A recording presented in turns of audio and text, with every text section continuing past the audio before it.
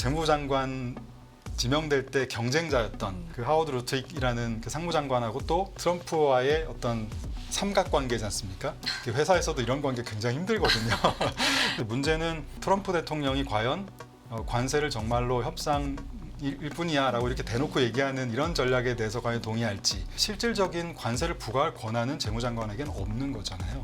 대통령의 명을 따라서 해야 되는 건데 이런 얘기들을 공공연하게 하고 다니면서 상대 공격할 수 있는 포인트들이 봐야 될 수 있는 포인트고요.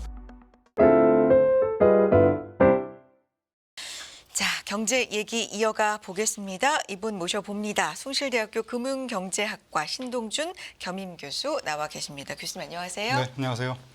눈길에 고생 많으셨습니다. 네, 눈이 많이 와서 차가 잘 없더라고요. 네.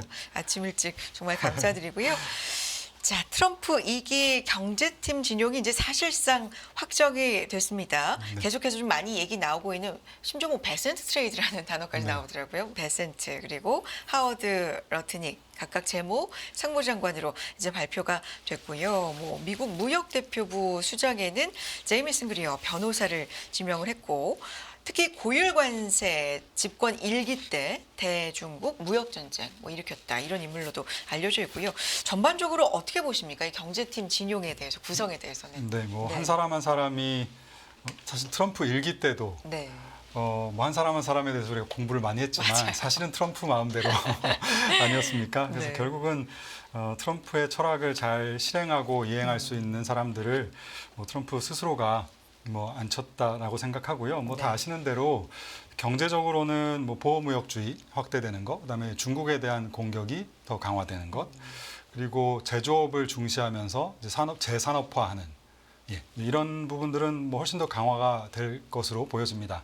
그러면 무역 갈등이라든가 환율에 대한 분쟁이라든가 이런 부분들은 훨씬 더 불확실성이, 외환시장의 불확실성은 좀 많이 확대될 가능성이 높아 보이고요. 정치적으로도 사실 국익 중심으로 선택적으로 국가의 뭐 국제관계 개입을 하니까 사실 뭐 대만이라든가 남중국해 이런 이슈도 물론 있지만 저희는 또 이제 한반도 이슈가 있어서요. 네. 우리나라에 대한 여러 가지 불안정한 요인들 이런 부분 좀 더 커질 걸로 보입니다. 아까 오늘 여러분들 말씀을 해주셨는데 네. 임명되신 분들 지명되신 분들이죠. 네. 말씀해주셨는데 그 중에서 오늘은 그 재무장관으로 최근에 지명된 아까 베센트 트레이드의 네. 주인공인 베센트에 대해서 한번 얘기를 좀 생각을 좀 해봐야 될 것 같아요. 뭐 트레이드가 있을 정도로 시장은 기대가 이쪽으로 갔다가 이쪽으로 갔다가 하는 상황이니까요. 이분은 92년도에 제가 학교에서 학생들 가르칠 때도 헤지펀드의 이 공격 사례로 3가지 정도가 있는데 그 중에 하나가 요 케이스입니다. 네. 조지 소로스가 92년도에 파운드화를 공격했던, 그래서 파운드화 위기라고 부르는 이 공매도를 통해서 굉장히 많이 돈을 벌은 이 사건으로 인해서 소로스라는 인물이 이제 시장에 많이 떠올랐던 이슈였어요. 그래서 트럼프 대통령은 이분을 지명하면서 뭐라고 했냐면 세계 최고의 국제 투자자이자 지정학과 경제의 전략가 중에 한 명으로 널리 존경받고 있다, 이렇게 얘기를 해서, 사실 헤지펀드 트레이더라 함은 그 경력을 오래 쌓았으니까요. 그런 경력이라 하면 경제라든가 정책, 뭐 선거, 지정학적인 이벤트 이런 것들을 종합적으로 보면서 공격 포인트를 잡거나 돈 벌 수 있는 포인트를 잡아내야 되는 거잖아요. 네. 그래서 그런 의미에서는 시장이 지금 기대하기로는 그런 정도의 시장에 대한 이해라면 트럼프의 정책을 굉장히 시장 친화적으로 이끌어갈 수 있지 않겠는가. 특히 이제 재정 적자에 대한 국채 발행, 금리 상승 이 이슈에 대해서 좀 잘 조율할 수 있지 않을까. 이제 이런 기대를 많이 시장에선 하고 있는 것 같습니다. 네. 3가지 정도 이분의 뭐랄까요, 어젠다를 좀 볼 필요가 있는데요. 하나는 관세인데요. 관세는 협상도구다라고 얘기를 하고 있는 상황입니다. 이미 그 캐나다와 멕시코에 대해서 뭐 펜타닐, 뭐 마약 이런 얘기를 벌써 한 것처럼 관세를 통해서 동맹국이라 하더라도 자국 국방에 더 많은 비용을 지출하도록 유도할 때 쓴다. 혹은 뭐 수출 시장을 개방할 때 쓴다. 뭐 아까 그 불법 임리라든가 또 혹은 군사적인 침략을 억제하기 위해서도 쓴다라는 거예요. 근데 한편으로는 이분이 했던 얘기 중에 시장이 조금 주목했던 부분은 이 관세는 충분히 활용돼야 하지만 이 적용은 한 번에 하는 게 아니라 단계적으로 천천히 좀 조심스럽게 해야 된다. 이게 무역 파트너하고 협상 도구일 뿐이지 이게 관세가 진짜는 아니다. 뭐 이런 비슷한 얘기를 언론에다가 이렇게 기고를 하시면서 네. 이제 그게 좀 많이 부각이 됐었어요. 관세를 모든 수입품에 미국이 일률적으로 다 올려버리면 상대방 국가도 똑같이 그 관세를 똑같이 올릴 수 있고 또 환율이 통화 가치가 상대국 통화가 절하되면서 그 효과가 또 상쇄되지 않습니까? 그래서 결국 일괄적으로 관세를 부과하면 미국에만 부정적이다. 그래서 오히려 이거는 천천히 각국에 맞춰서 협상하면서 협박하면서 하나하나 해나가야 미국에 훨씬 더 유리하다라는 사실 좀 무서운 전략가 같은 얘기를 정말 했습니다. 그래서 아니 테이블에 놓인 총으로 비유한 글도 있더라고요. 네네네. 그래서 이걸 진짜 쏜 게 아니라 네. 이렇게 하면은 안 해주면 쏜다, 네. 쏜다 이런 어떤 협상 도구로 맞습니다. 이용한다라는 게 핵심인 예, 거잖아요. 그리고 너 네. 먼저 쏠래, 저기 먼저 쏠래 아. 이러면서 이들의 경쟁을 또 부추긴다는 거죠. 네. 내가 먼저, 아. 내가 먼저 이런 걸 또 부추긴다는 측면에서 네. 상대방이 국가인 우리나라 입장에서는 좀 잘 준비를 해야 될 그렇죠. 수 있는 뭐 그런 상황이라고 생각되고요. 두 번째는 시장에서 또 관심이 많은 것은 이제 재정 적자를 어떻게 잘 줄여줄 것이냐의 네. 이슈인데 이분이 트럼프 대통령에게 333 정책을 제시했다고 네. 하잖아요. 성장률 3%, 2028년까지 GDP 대비 재정 적자 비율을 3%로 줄이겠다. 지금 7%입니다. 네. 그러니까 반 이상 줄이겠다는 뜻이고 일간 300만 배럴의 원유 증산 뭐 이런 얘기들을 많이 하셨죠. 저희 이제 점검을 해보면 30%의 예산을 그 연방정부 지출의 약 30%를 줄이겠다는 얘기예요. 한 2조 달러 정도를 줄이겠다는 얘기인데 이게 물리적으로 가능한가? 올해 예산하고 이렇게 비교를 해보면은요.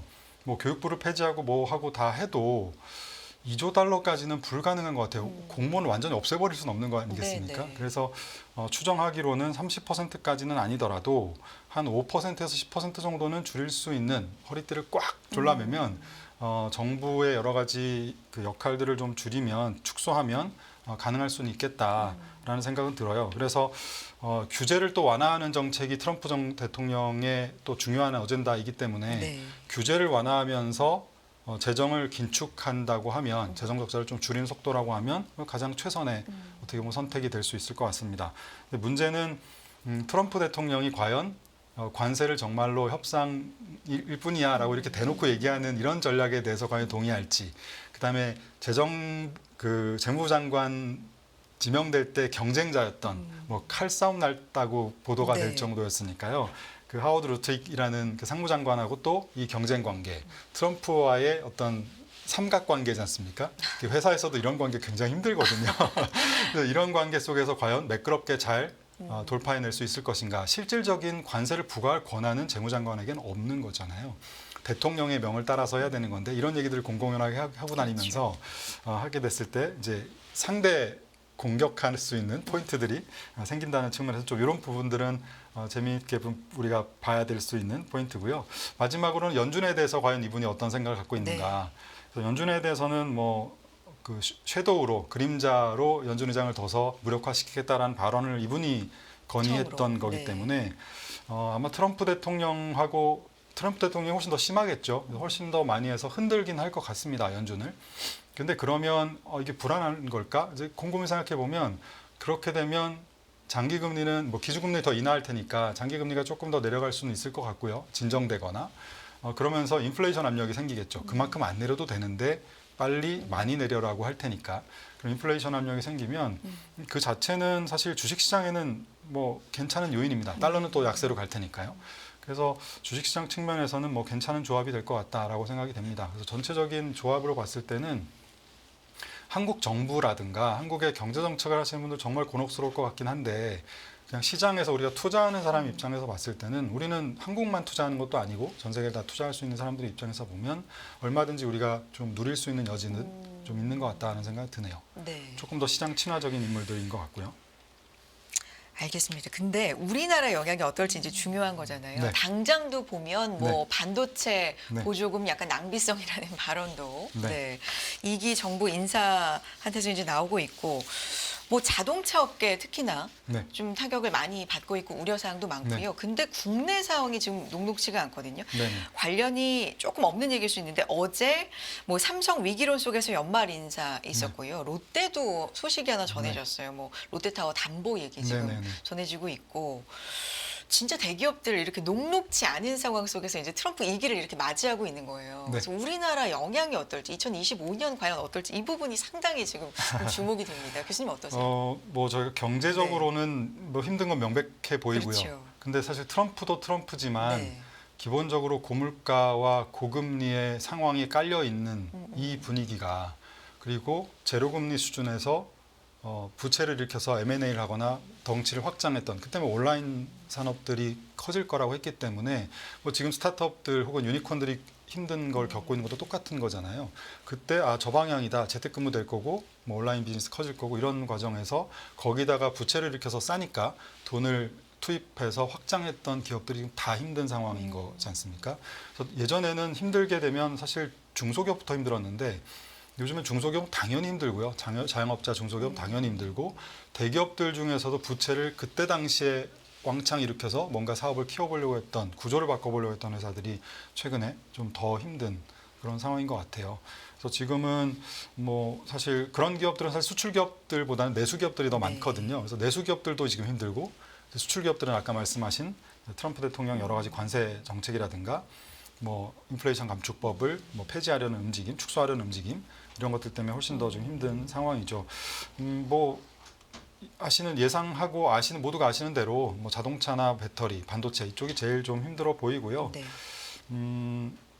뭐 할 수 있는 거는 이 관세 정책을 아까 우리가 안보라든가 외교협상 카드로 잘 활용을 할 수 있는 그 카드 혹은 통화 절하를 적절하게 우리만 절하되는 건 아니니까 우리만 눈에 띄지 않게 좀 적절하게 잘 한다거나 아니면 뭐 역시 또 미국 현지 생산을 늘리는 방법 이런 방법들이 그냥 현재로서는 우리가 할 수 있는 방법인 것 같아서 굉장히 좀 어려운 상황인 거는 뭐 명백해 보입니다. 그렇죠. 네. 네. 뭐 우리만 그런 건 아니지만 네. 어쨌든 어려운 상황에 있는 건 맞는 것 같고 특히나 더 어려움에 처해 있는 네. 업종들, 섹터가 좀 네. 눈에 보이는 것 같은데요. 달러 얘기 좀 해주셨었으니까 사실 앞서서 좀 자세하게 설명해 주신 그 베센트의 경우에도 네. 모두가 달러 강세 쪽을 얘기를 할 때 트럼프는 달러 약세 쪽을 오히려 지지할 것 같은데 네. 그런 쪽이 오히려 네. 그가 바라는 어떤 글로벌 경제 환경에 맞을 것 같은데라는 얘기를 했었거든요. 네, 네, 이게 네. 1월 글이라고 네. 알고 있는데 어떻습니까? 달러 향방에 대해서 어떻게 보세요? 글쎄요, 저는 달러는 네. 강세로 가는 추세인 것 같고요. 지금은? 네네. 네. 그리고 앞으로도 지금 미국 말고는 자금이 넘어갈 데가 별로 없어요. 금리도 미국이 오히려 더 웬만한 이머징 마켓보다 미국이 더 높거나 비슷하거나 신용등급은 압도적으로 높고 성장하는 주식들 거기 많고 지금 한국 사람들도 주식도 나가지만 채권 자금도 나가지 않습니까? 미국으로. 뭐 튀르키예 같은 데들이 금리가 20%가 훨씬 넘어도 안 가잖아요. 네, 그거는 당연히 미국이 훨씬 더 안전하고 성장하고 돈 버는 애들이 애들이라고 표현하는 건데 기업들이 많이 몰려 있고 게다가 단기 금리도 높다 보니까 자연스럽게 그쪽으로 흘러가는 것이고요. 뭐 지난번에 잠깐 얘기 나눴던 것 같은데 신흥시장이 했던 여러 가지 인프라 투자라든가 아니면 여러 가지 뭐 예를 들어서 인구가 증가하는 부분 이런 부분 조차도 지금 미국이 갖고 있는 부분이잖아요. 그래서 이런 것들이 미국으로 자꾸 돈이 흘러갈 수밖에 없는 뭐 그런 환경이다 보니까 사실 달러는 자연스럽게 강세로 갈 것이고 관세 얘기를 계속 하는 이상은 다른 나라 통화가 약해질 수밖에 없을 거고요. 이런 부분들이 작용을 하지 않을까 싶습니다. 그럴 수밖에 없는 환경이다. 네네. 강세로 달러가 강세로 갈 수밖에 없는 환경이다. 한 가지 그냥 뭐 노파심에 환율이 1,400원 넘으면 뭐 큰일 나는 거 아닙니까? 왜 그렇죠. 힘들긴 하죠. 하지만 우리만 높아지는 건 아니거든요. 조금 더 높아질 수는 있는데요. 미국하고의 대미 수출 관계가 조금 더 우리가 있고 중국 익스포저가 또 크다 보니까 다른 나라들보다 조금 더 그럴 수는 있지만 한국 옛날을 비교해서 1,400원 큰일 났다 이런 분위기보다는 전체적으로 어떤 밸런스를 잘 맞출 수 있느냐의 문제로 좀 보셔야 될 것 같습니다. 하루 전에 공개됐던 FOMC 의사록을 보면 점진적으로 추가 금리 인하가 가능하다라는 게 좀 포인트였던 것 같고요. 이제 12월 19일 우리 시간으로 19일에 올해 마지막 FOMC가 열립니다. FOMC 이번에는 인하 쪽으로 여전히 저는 사실 지난번 11월 달 드릴 때 11월 달 한 번만 인하하고 12월은 동결로. 네, 시장은 근데 인하 쪽을 보고 있는데 교수님은 여전히 동결. 근데 저는 이 기준금리의 전망은 오늘 그러니까 하루짜리 전망이잖아요. 그 전망보다는 저는 항상 1년 뒤가 얼마를 볼 것이냐 이게 더 중요한 부분이라고 생각하거든요. 왜냐면 우리가 하루짜리 기준금리를 트레이딩하는 건 아니니까. 맞아요. 하지만 인하를 하더라도 뭐 나중에 대한 전망이 달라지면 시장의 그림은 또 바뀌어질 수도 있는 거기 때문에 오히려 지금은 최종 종착지가 어디인지 혹은 속도가 어떤지 그런 걸 보려면 한 1년 뒤쯤에 얼마쯤 갈 건지를 봐야 될 것 같아요. 네. 지금 보면 한 2달 전만 해도 내년 말 기준의 기준금리 예상치가 시장에 반영되어 있는 실제 미래의 금리를 반영하는 포워드 시장이라는 파생상품 시장이 있는데요. 거기에 반영되어 있는 금리가 2.8% 정도 됐었습니다. 내년 말 기준으로. 근데 지금 보면은 한 3.9% 정도 돼요. 1%가 넘게 네, 높아져 100bp 있네요. 넘게 네. 금리 인하 기대가 후퇴한 거죠. 네. 예, 그래서 시장은 지금 현재 또 프라이싱 돼 있는 거 보면 그러면 만약에 지금부터 내린다고 해도 내년 말까지 한 3번 반 정도 내리는 거예요. 그 정도가 반영돼 있는 거거든요. 그래서 이거는 조금 너무 되돌려진 게 아닌가 싶은 생각이 듭니다. 트럼프가 아무리 압박한다 해도 적어도 내년에 100bp 정도는 인하할 수 있을 것 같고요. 저는요. 한 3.5에서 3.75% 정도 저는 예상을 하고 있어요. 네. 연준의 멤버들의 발언을 보면 최근의 트렌드는 인플레이션 압력이 광범위하게 약해지고 있는 추세는 맞다. 그리고 어떻게 보면 인플레 압력이 이제는 마무리된 것 같다. 인플레와의 전쟁이 어느 정도 마무리된 것 같다라는 얘기도 하면서도 근데 최근에 좀 찝찝한데 경계감을 늦추지 않는 이제 얘기들이 나오는데요. 이제 그 얘기들이 하나는 기준금리를 인하했고 휘발유 가격이 최근에 좀 많이 떨어졌습니다. 그러면서 소비의 여력이 생긴 거죠.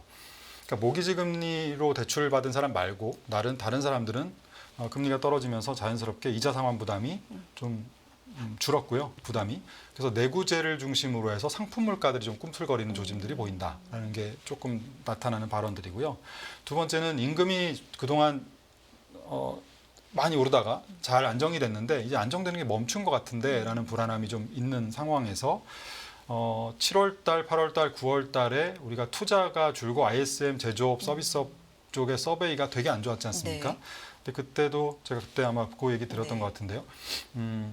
아마 대선에 대한 불확실성 때문에 향후에 하려던 프로젝트를 일단 멈춘 것이지 이게 아마 대선 끝나고 나면 누가 되든 다시 재개되지 않겠습니까? 인데요. 최근에 보면은 그 얘기들이 조금씩 나와요. 네. 다시 우리는 재개할 거다라는 얘기가 나와서 아마 대통령 취임하거나 이미 시작됐을 수도 있고요. 다시 투자는 다시 확대될 가능성이 있다. 그렇다면 투자 늘죠.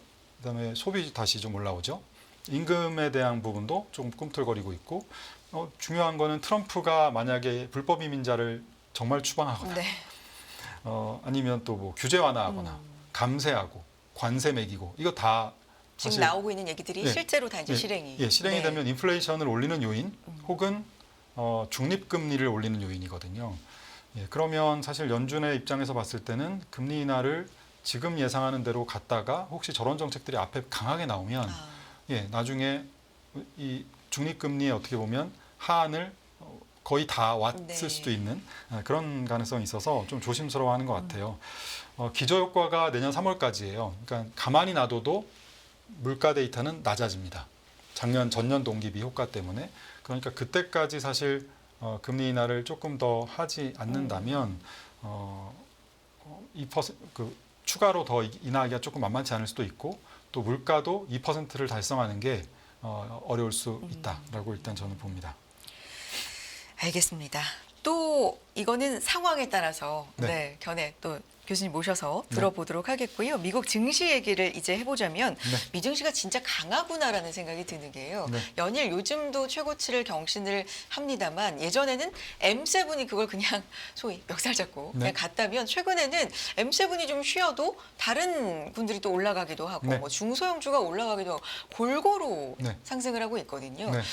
그래서 진짜 강하구나 뭐 이런 생각이 드는데 주도주 교체 얘기도 있고요. 어떻게 보십니까? 저는 주도주 교체되는 흐름이라고 생각하고요. 한 달 전부터 나타났던 흐름이죠. 제가 지난 시간에 제가 책에서 그런 얘기 한번 드린 적이 있는데 예를 들어서 인프라와 플랫폼이 한번 깔리고 나면 그 다음에는 그 위에서 서비스하는 회사들이 정말 위대한 주식들이 된다라는 거잖아요. 엔비디아가 그런 케이스였죠. 엔비디아와 반도체, 그 다음에 플랫폼, 클라우드 관련된 주식들이 AI의 인프라나 플랫폼을 깔았던 회사들이고요. 이제 그들 기업들이 매출액이나 뭐 이익 성장률이 성장 속도가 둔화되고 있지 않습니까? 얼마 전에 우리 엔비디아 실적에서도 봤지만 그래서 올해 6월 중순까지 엔비디아만 해도 180% 올랐지만 그 이후로는 10% 미치거든요. 그러니까 모멘텀이 상승에 대한 탄력이 많이 떨어지는 과정에서 엔비디아의 그 칩을 대체하는 의존도를 줄이는 뭐 여러 가지 개발 소식도 들려서 이런 부분들이 반도체 엔비디아를 중심으로 한 반도체 주도력을 좀 약화시키는 그런 요인이라고 생각합니다. 이미 이거는 여름 이후부터 벌어졌던 일이고요. 누가 이어받을까였는데 이제 드디어 어느 정도 칩이 이렇게 좀 광범위하게 깔리고 나면 또 AI의 가격이 싸졌잖아요. 엄청나게 가격이 싸졌기 때문에 그렇다면 이제는 더 범용화되고 대중화되고 확산되는 과정에서 그렇다면 여기에서 소프트웨어 관점에서 서비스하고 하는 회사들이 이제 나오지 않겠는가. 진짜 돈 버는 회사들이 나온다는 거죠. 그런 회사들은 사실 큰 회사가 아니라 지금 스타트업일 수도 있고 중소형주일 수도 있거든요. 얘네들이 뭐 1, 2년 만에 확 떠오르는 게 아니라 이제 시간을 두고 점점 더 이런 서비스가 활발해지면서 이들이 주도주가 될 텐데 그래서 저는 M7을 지금 지난 한 10년 동안은 M7 종목을 대형주 사서 그냥 압축해서 가는 게 유리했거든요. 근데 이제는 그렇다면 아직 초대형주가 되지 않은 작은 주식들의 꾸러미를 사셔야 되는 거죠. 그래서 ETF로 산업 자체를 사셔야 된다. 소프트웨어 주식이라든가 AI 관련된 주식이라든가 이런 것들은 작은 회사가 결국은 위너가 될 수도 있기 때문에요. 그래서 그렇게 저는 M7 중심으로 가되 조금씩 줄여서 이제는 산업 전체를 사는 ETF 뭐 이런 쪽으로 좀 넘어가셔야 될 거라고 봅니다. 비중을 조금씩 소프트웨어 쪽으로도. 그렇죠. 네. 주도주를 좀 주도주가 교체되는 요인이고요. 말씀하신 대로 관세에 대해서도 좀 자유로운 게 소프트웨어가 반도체라든가 하드웨어 같은 경우에는 중국향 매출이 뭐 반도체 같은 경우 20%가 넘고요. 네. 하드웨어도 한 15%가 넘어요. 그런데 소프트웨어 같은 경우는 8%이 정도밖에 안 돼서 관세에 대해서 조금 자유로울 수 있고 원자재나 중간재를 수입하는 산업도 아니지 않습니까? 그래서 매출 원가 대부분이 뭐 인건비라든가 뭐 데이터 센터, 클라우드 이런 거기 때문에 생각보다는 뭐 경제와 금리에 대해서도 민감도가 좀 낮고 소프트웨어 주식들이 아마 하드웨어에서 완전히 넘어간다기보다는 점점점 이제 넘어가는 그런 트렌드로 보셔야 될 것 같습니다. 또 모셔서 교수님과 깊은 경제 이야기 나눠보겠습니다. 오늘 여기까지 하죠. 숭실대학교 금융경제학과 신동준 겸임 교수와 함께했습니다. 교수님 고맙습니다. 네, 수고하셨습니다.